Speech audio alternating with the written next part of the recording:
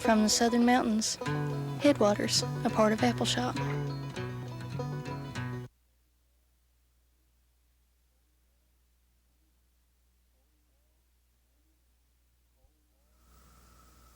Coal and uranium, oil, gas, rock, clay, and everything else, they own it. That goes in with the mineral rights. That's where the people sell the rights right out in under them and don't know it. And it's sold now over there at home. We owned 89 acres, I believe it was. It sold for $900. Give the company all right to come in there and get every strip of our land naked. Leave us with nothing but the dirt. The rights to live on it. My sister Hetty, where I learned most of my old-time songs, she stayed at Blackie with a lot, and she'd come back. She'd sit down and go play in the banjo. I wanted to learn so bad. I'd sit down to her knees, buddy. I'd sit there long as she played the banjo. I'd sit there and listen to her and try to sing along with her. Now, I learned a lot of songs that way, to sing along with her and getting my voice and the same tune her voice was in. She took to tuberculosis, lung trouble killed her, pneumonia fever. Yeah. She was 18. Yeah. She was 18.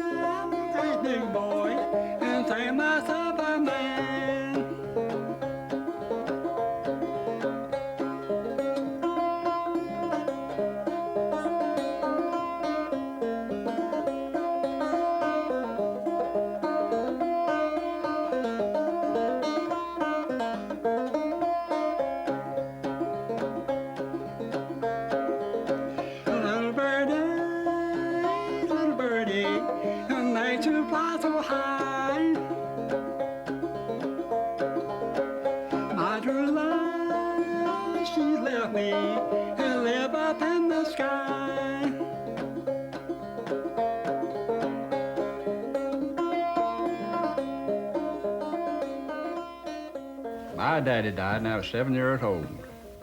He left us there. One brother, he married off. The other two there, they stayed there until my mother sold the mineral rights. After they got rid of that mineral right, they left home then. They left me and my mother and 3 sisters there to do the best we could to make a living. And, well, I was 13 years old then. I quit my school. Got me a job at Jimmy Griffey, around an old sawmill, working 50 cents a day. What I worked for, 50 cents a day. And what little we got there on that, that's what we had to live on. And he had me to drive a team for him. I wasn't big enough. The railroad ties was 8.5 feet long, 7 by 8. I wasn't big enough to lift up one end of them and put them on a wagon. Only way I had to get them up on the wagon, I rolled them up on the wagon. Put 7 on the wagon, 7 railroad ties on the wagon with a little old team he had, and I hauled them from up the line fork to Oregon. I had to roll them off the wagon. Couldn't lift the ends of them. I wasn't big enough to lift the ends of them. That's the way we made a living. I had to quit my school when I was 13 years old. Didn't get no education at all. It was a hard time. And making railroad ties, stays, and a little mining is the only thing that there was any money here in. I had a uncle, his young'un, he raised his family on purely corn. He'd take his corn to the mill, have it ground, bring it back, and then make a big bowl of meal gravy on one end of the table, big bowl of meal gravy on that end of the table, and 2 big pones of cornbread, and they'd crumble that cornbread into their gravy, and they had that 3 times a day, and he'd raise a family on it. That's how times was now. Sailing on those young old lines, all raining and hailing on the hill.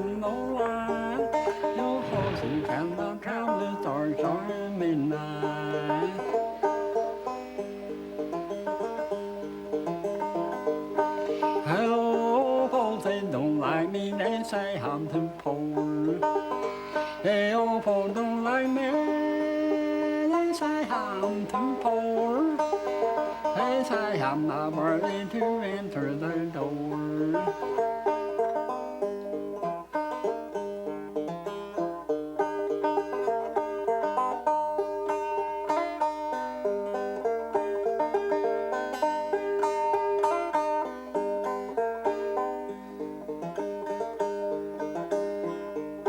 I work for my money's my own. I work for my money's my own. If the old folk don't like me, just leave me alone.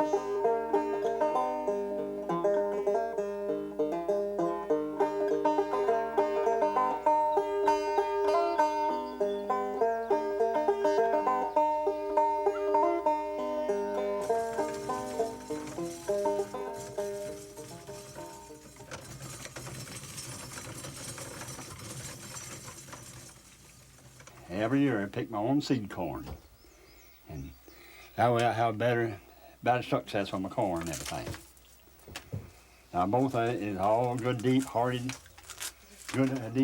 corn, you see. Every bit of good deep-hearted corn. There's a little old black bull here, set him right up here, he's right down here. Take her up through there and gets right down to the bottom of that corn. You start boring and he comes back up through the corn there. Pretty hard matter to keep corn without them getting into it. Always something about the pester man with his crop from one end to the other.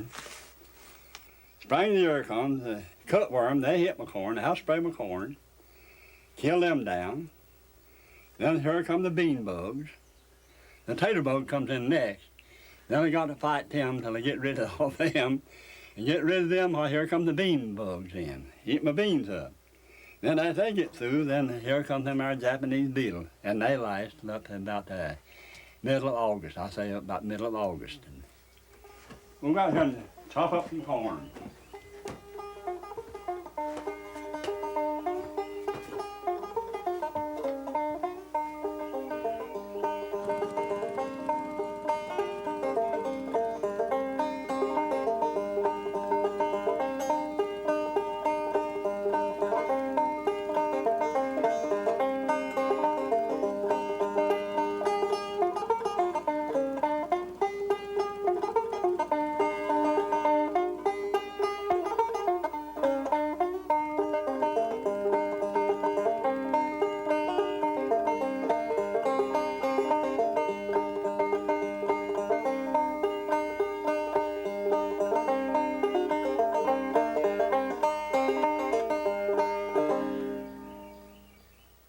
Press said, by dog, said, they're just making some banjo. I said, what we got to make them out of, Press? He said, that's just an old 8-pound lard bucket, cut the head out of it. So I went there and I stole 2 of my mother's lard buckets, 8-pound lard buckets. We cut the bottom out of them. Down here was our neck put in there, and went to store them all some strings. And, well, when come the next play, around set, some of them said, we ain't got no banjo. Press said, by dog, said, me and Morgan got some. Call me Pete then. Yeah. I went with the name of Pete. I said, well, that is just fine. Well, when it started up, I got on one side of the room, and Press on the other side, and we started out on them old 10-bucket bangers. We couldn't play the song, we just beating and thumbing on them. Yeah. Back then, people didn't carry it out for fun anyway. I remember last working ever I went to is Len's Holcomb, right in the head of Long Brain. He had a top cutting, and cutting the top down. And back then, people tended 8 or 9 acres. They didn't tend to 3 or 4 acres. They tended 8 or 9 acres, and they made it with a hoe and plow, a mule. Mm-hmm. And he had a top cutting. He had a big lot of homebrew sitting right in the back of the field. He said, boy, he said, now when we get to the backside, he said, we'll let in on that homebrew. Nobody didn't know where it was at. We're no use to hunt first. When the old people hid anything then, it was hid. Yes, sir. And man, everybody worked like fighting fire. He got his tops all cut and got them all tied up and bunched up. That was about 3 o'clock in the evening. He said, now, fellas, get up there and get this homebrew. Went up there, he had about 10 gallons of homebrew. I don't know, it must have been 15, 20 of us. Boy, we left there weren't much homebrew left. He said, our boy said when we ate supper, said, we'll roll the rugs back. Well, we didn't have no rugs then, that was the old saying it. Said, we'll roll the rugs back, we'll dance tonight. Steve Camel, Babe Camel, Murray Camel, Ritter Camel, and Curry Camel. They was all there. Now, you talking about somebody can dance. Yeah, now, buddy. boy, they danced that night. They run sets all night and danced all night that night. Well, they could sure get it now. Hey, we used to have a good time like that. Then I down north that banjo. I've had it ever since. Good ringing banjo yet. Yes, sir. That's a good ringing banjo. Be a cheap banjo. I finally learned that old tune, Whiskey for Breakfast. Did you? Yeah, that's a good one, buddy. Well, I picked me up one the other night, fooling around with the banjo, and I never have been able to. It was in tune of hook and line, and I never have been able to catch a chord to it back in the morning. The first number we're going to do now is an old timer, an old dance tune called Hook and Line now.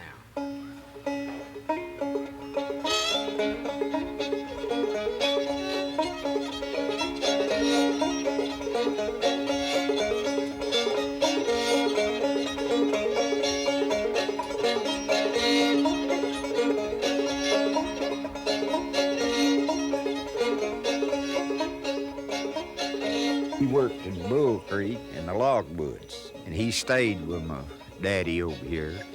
On the weekend, my grandma, his mother, she would come down and have his banjo, that old banjo he's got.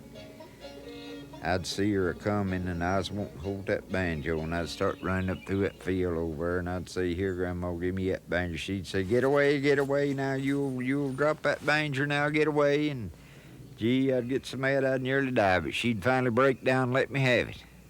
My dad was a banjo player, and his dad, my grandfather, he played a banjo and a fiddle too, you know.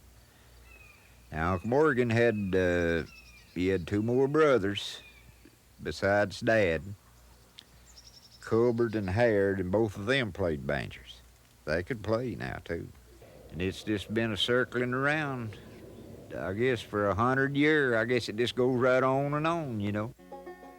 Say go, my little love, say go on down. Say go, my little love, I'm down my Harlem town.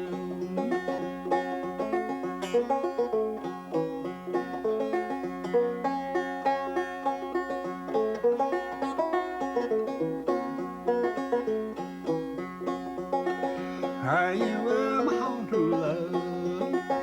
Are you well, my dear? Are you well, my home true love? I'm gonna leave you here.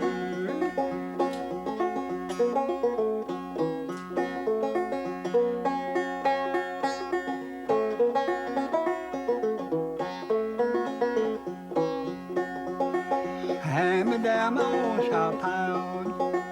Hand me down my shawl. Hand me down my home like I'm gonna leave you all.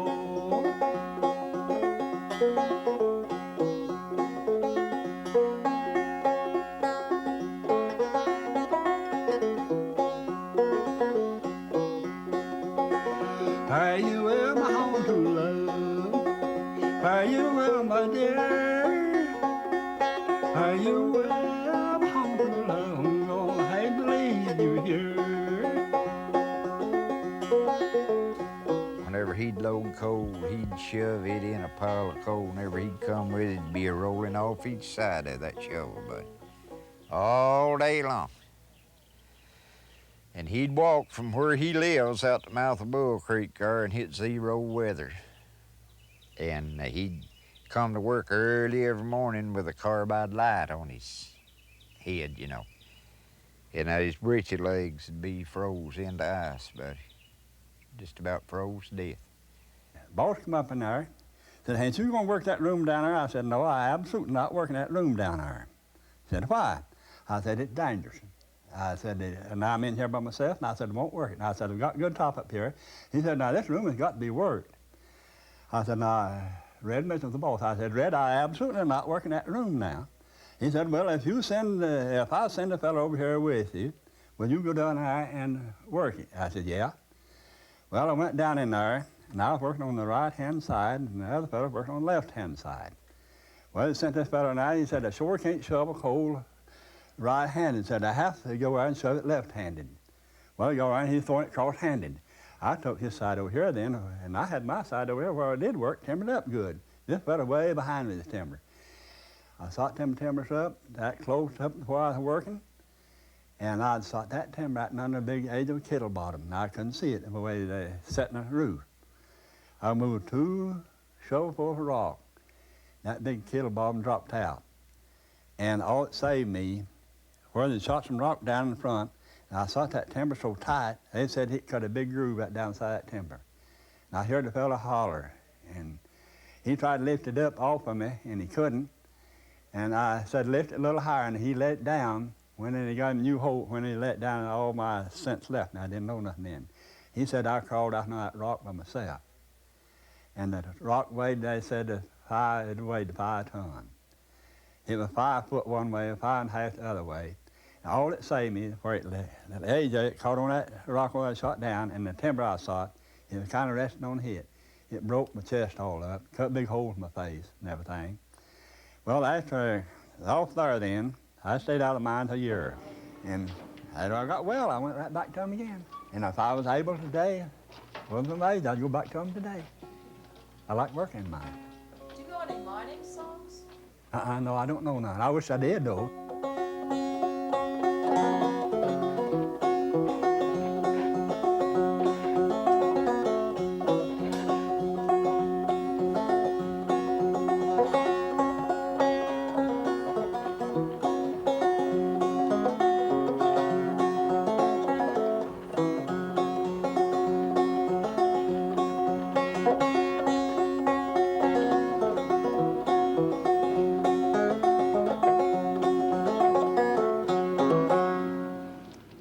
I worked and didn't have no union.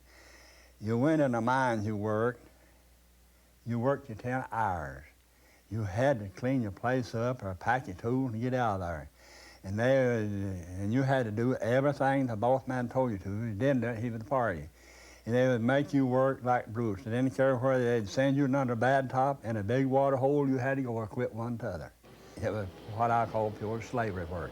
Well, when the union come in, they took the people out from under that slavery. You worked, but you didn't have slaving work. They couldn't shove you in dangerous places where you didn't want to go. There had been a man in a mine. The boss man shoved them under a bad top, and they got killed, top falling on them, get killed. And as they got the union in, well, they had to have a timber man. They had to have a safety man go in and check your top before you went in under it. That saved a man of a man's life.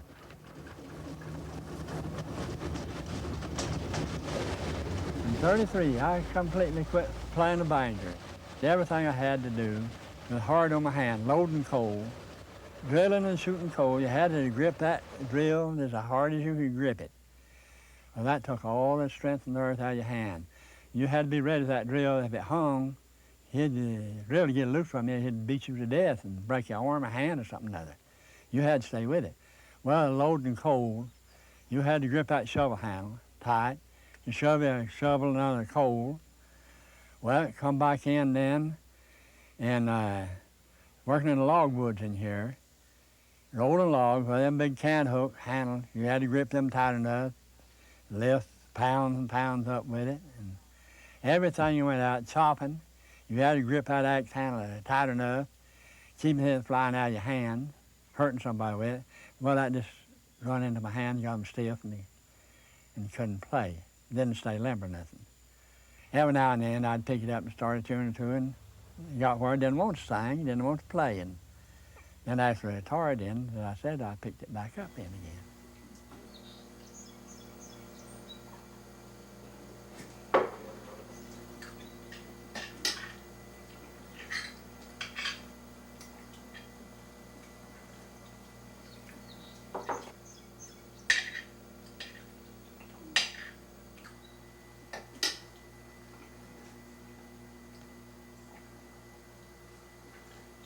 When he come to see me, he'd play the banjo all the time. Was that part of his courting you? Yeah, I reckon it was.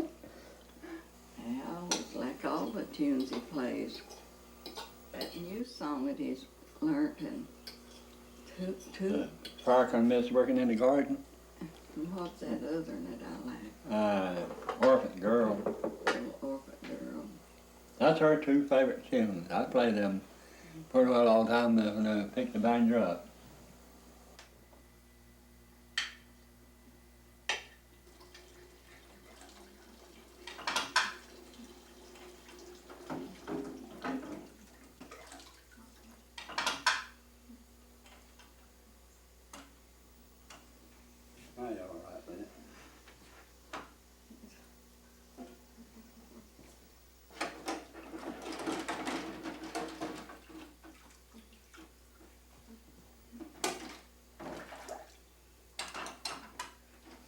Oh, yeah, I learned that hook and line from him.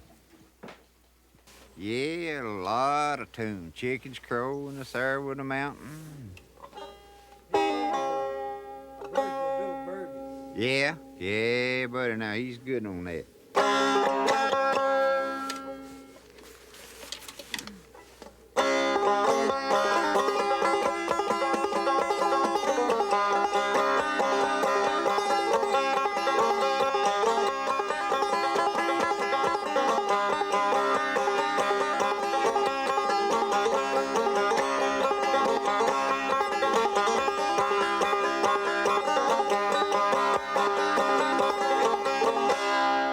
Plays it better than I do, though. Now, if I'm singing a high-toned song, it seems like I just have to come from the bottom of my belly on up through here, a straining song, trying to get it out. But there's lots of songs I sing, just saying this from my neck on out, I sing them pretty well. But them high-toned songs, though, boy, you just got to get way down in here to get them to come out right for you.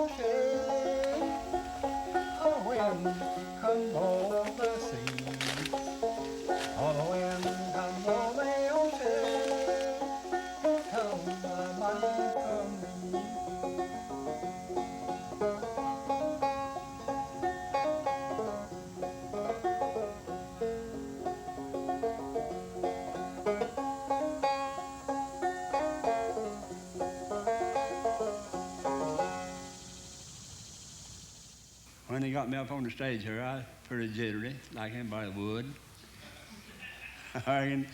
Nervous and everything. I hope I perform on it pretty good this time.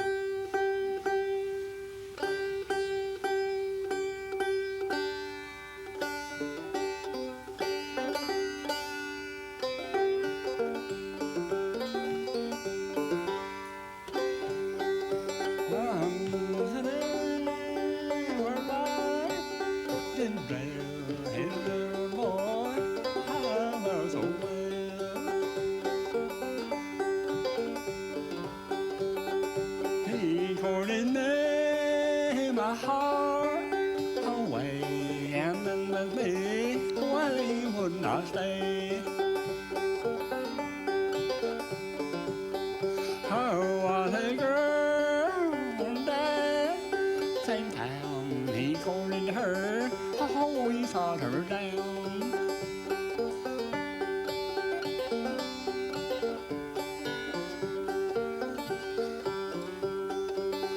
He sought her down the bar.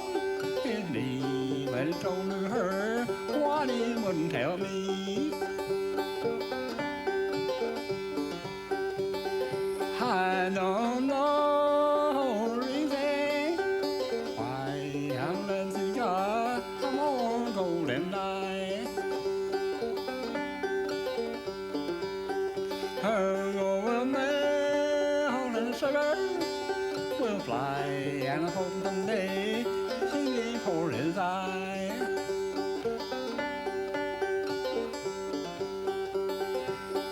It was late in the day when a puppy came home. Well, I wanted to know where his daughter had gone.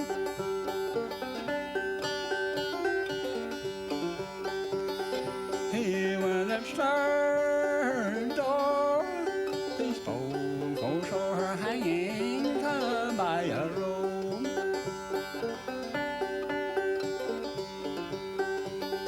He took his knife, he cut her down upon the breast, the words he found.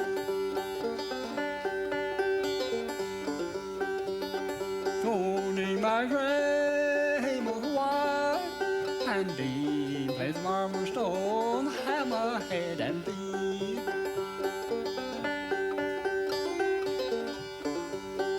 Upon my breast, the lily, I dug to show the world I died for love.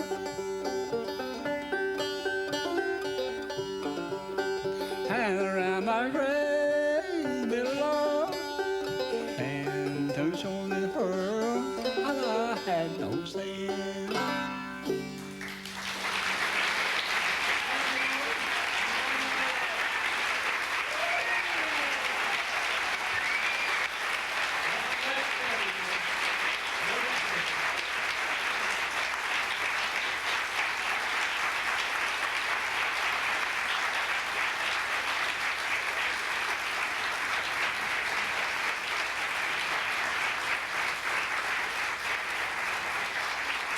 Thank everyone ever so much. I hope you enjoyed the playing.